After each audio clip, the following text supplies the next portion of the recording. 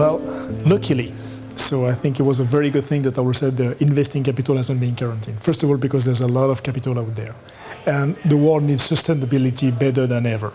So as we all know the agenda, and we all know we see the temperature rising as well as the pollution and the microparticle, well, we need to do some things about it. And I don't think that the quarantine should be an option, okay, in that solution for capital investment. Sustainability is the key word. Preserving the air and preserving the water it is. 2025, we all know there is 1.8 billion people who are going to have not access to clean water. If you look at the air quality, we have been rating, we wrote in February when we saw about the microparticle issue, what's going to happen, published the document in March, being published by the United Nations and the UN about the 2.5 microparticles being the Trojan horse and for the COVID virus, ending up to be the reality. And now we see on the press absolutely everywhere after there was thousands of people death already. So sadly, what we realize and what I realize is pollution is not taking into consideration in terms of death, which is insane. We have a body, and the human body at the biodiversity filtrate the microparticle at 10 micro. 2.5 micro will not filter it. It goes straight in the lungs, then directly into the bloodstream, generating all the disease that we know. And the COVID, which is an air-carried virus, not an airborne virus, use those microparticles to go into our body. The matter of fact, if you really look what happened, in the world, all the most polluted region in terms of microparticles have been the most, contaminated region and countries in the world by COVID. Well, there is maybe a lesson that we need to consider.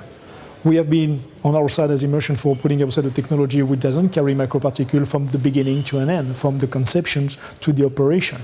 Well, the world needs to change, the world needs to be like that. So luckily, we had investors. Anthony is one of those investors. We put in every single round, as well as an advisor of the board. And heavily supporter of Immersion4 for the mission that we have. So I'm very happy to see investment going this way. And I hope will be a way more in every company like Immersion4, where we preserve water and air, because at the end of this is all what we need. Well, we're not only selling a product, even if the product is about the product and only the product. What we have designed is an Immersion4, is what we call an Immersion4 IBM business model. IBM standing for Industrial Business Model. What we are doing today is we not only put the entire roadmap, reduce the number of products to 4 products, and those 4 products, simplify them as much as we can in order to be able to have the entire supply chain to be modeled and to be replicated all around the world. Because the objective was not only to be CO2, greenhouse, zero emission, no water consumption, but was also to reduce the carbon footprint. Still avoiding population migrations, creating values, sharing the value chain, monetarily speaking, as well as reducing the carbon footprint between what the product is being built and what the product needs to be shipped. So we're in discussion now with 14 countries, some foreign sovereign funds interested to invest in that business model. I know of lately that the World Economic Forum has been moving towards that direction, as well as UAE, because in fact, the government of UAE just announced that, or said 2 days ago, that they are looking for industry to be within the country in order to address their own market and the surrounding markets.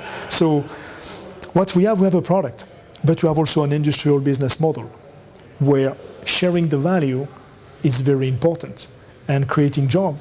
That's what we need. But bigger challenge coming ahead.